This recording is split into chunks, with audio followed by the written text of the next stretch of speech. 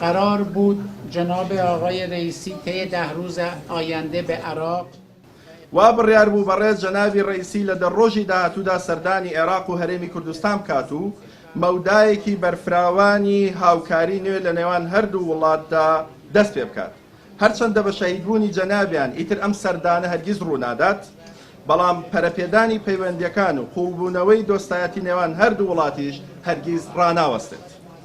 هەروەک حەزرەتی ئایەتوڵڵاه خامنەیی ڕێبەری مەزنی شۆڕشی ئیسلامی ئێران فەرموویان، بەهۆی پێکهاتە و بناغەی بتەوی سیستەمی پیرۆزی کۆماری ئیسلامی ئێرانەوە هیچ کێشەیەک لە ڕەوتی بەڕێوەبردنی وڵاتە ڕوونادات.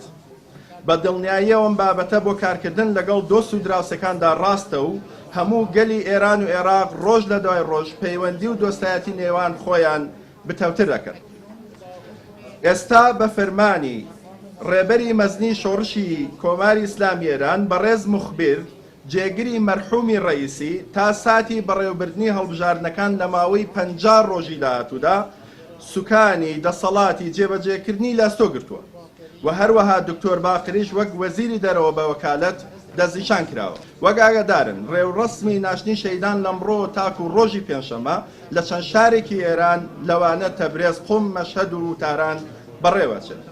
بەپێی ئەم بەرنامە و پلانی کە دانراوە مەراسیمێکیش بە ئامادەبوونی بەرپرسان و سەرۆکی وڵاتانی بیانی لە تاران بەڕێوەچێت.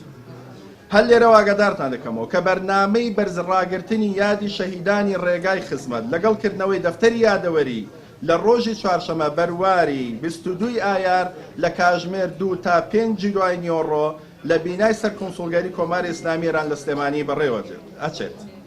بەم بۆ نێوە هەموو لایەک مانگەشت دەکەم لەم ڕێوڕەسمەدا بەشداری بکەن.